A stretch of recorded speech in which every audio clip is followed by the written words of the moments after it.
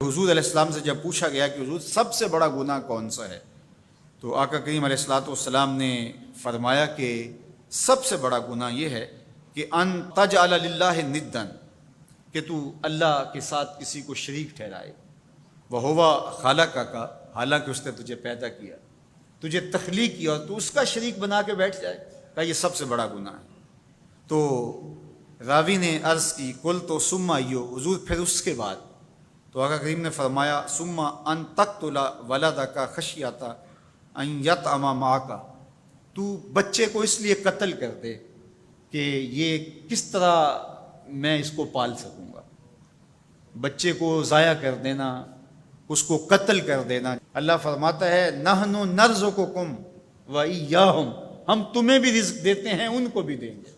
تیسری بات حضور نے فرمایا ان تزانی بحلیلۃ جارک، آپ ہمسائے کی بیوی کے ساتھ بدکاری کریں، تو یہ بڑے گناہوں میں سے۔ ہمسایہ ماں جائے کی طرح ہوتا ہے، اس کی دیوار سانجھی ہوتی ہے، اس کی عزت سانجھی ہوتی ہے، اور اگر کوئی شخص طاق میں رہے اور ہمسایوں کے گھر گھس کے ان کی آبرو ریزی کر دے، تو یہ تین بڑے گناہ جو ہیں ان میں سے ایک بڑا گناہ اللہ کے محبوب علیہ السلام نے ارشاد فرمایا۔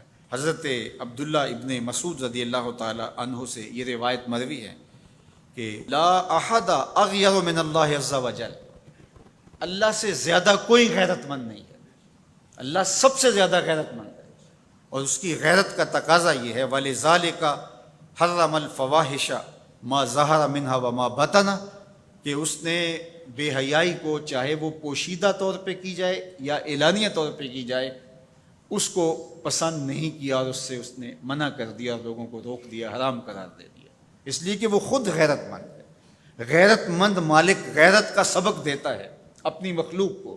اللہ تعالیٰ قرآن مجید میں ارشاد فرمایا وَلَا تَقْرَبُوا الْفَوَاحِشَ مَا ظَهَرَ مِنْهَا وَمَا بَطَنَ، فحش کام کے قریب نہ جانا، وہ اعلانیہ طور پہ کرو یا وہ مخفی طور پہ کرو۔ تو مفسرین نے لکھا کہ جو بدکاری ہے وہ مخفی فحش ہے، اور شراب نوشی یہ اعلانیہ فحش ہے۔ شراب نوش جو ہے وہ چھپ نہیں سکتا، بدکار بعض اوقات ایک مدت کے لیے چھپ جاتا ہے، لیکن یہ بات ذہن میں رکھیے کہ جو بدکار ہے وہ دنیا کے اوپر رسوا ضرور ہوتا ہے، اس کے چہرے کا نور چھین لیا جاتا ہے، اور اس کے اوپر مصیبتیں مسلط کر دی جاتی ہیں، اور اللہ کے قہر و غضب کا شکار ہوتا ہے، اس کی دعائیں قبول نہیں ہوتی، نیک لوگوں کی دعاؤں سے اس کا حصہ نکال لیا جاتا ہے، لیکن بہرحال ایک مدت کے لیے چھپ جاتا ہے۔ لیکن شرابی اپنے جرم کو نہیں چھپا پاتا، تو کہا کہ جو مخفی جرم ہے وہ بدکاری ہے، اور جو ارشاد فرمایا قرآن نے کہ جو ظاہر جرم ہے اس سے مراد جو ہے وہ الخمر ہے، شراب ہے، اور ہر نشہ دینے والی چیز سے حرام کی حرمت آئی۔ کل مسکر خمر وکل خمر حرام، فرمایا ہر نشہ آور چیز شراب ہے، اور ہر شراب حرام قرار دے دی گئی ہے۔ اب یہاں بھی لوگ دلیلیں لے کے بیٹھ جاتے ہیں، میاں وہ بھی ایک مشروب ہے، اس سے کیا فرق پڑتا ہے؟ میاں جب رب نے کہہ دیا تو بات ختم ہو گئی۔ ایک یہودی کے پاس ایک مسلمان مہمان ٹھہرا، تو اس نے انگور پیش کیے، تو اس نے بڑے شوق سے لیے، تو تھوڑی دیر کے بعد وہ شراب لے آیا۔ اس نے کہا استغفر اللہ، میں مسلمان ہوں، میں شراب نہیں لیتا۔ تو اس نے ہنس کے کہا یہ جو انگور آپ نے کھائے ہیں شراب اسی سے کشید ہوتی ہے۔ تو اس مسلمان نے کہا کہ آپ کی اہلیہ کدھر ہے؟ تو اپنی اہلیہ کو بلا لایا، تو کہا آپ کی کوئی اولاد بھی ہے؟ کہا ہاں میری بیٹی ہے، اس کو بھی بلا لاؤ۔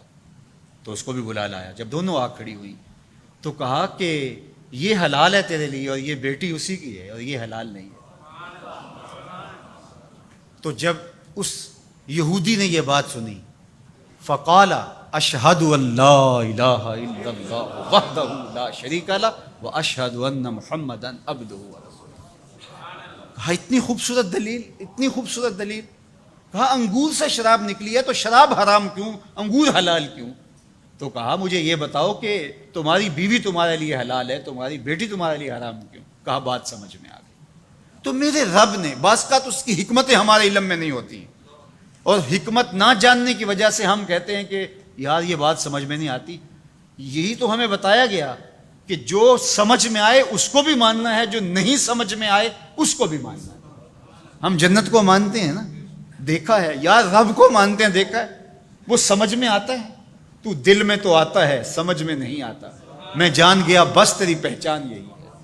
ہم تو سب سے بڑی حقیقت کو بغیر دیکھے مانتے ہیں، بغیر سمجھے مانتے ہیں۔ ادراک فہم کی حدود سے ورا ہے، عقل و خرد کے دائروں سے ورا ہے، لیکن اس حقیقت کو ہم مانتے ہیں تو اس کے کہے ہوئے کو کیوں نہیں مانیں گے؟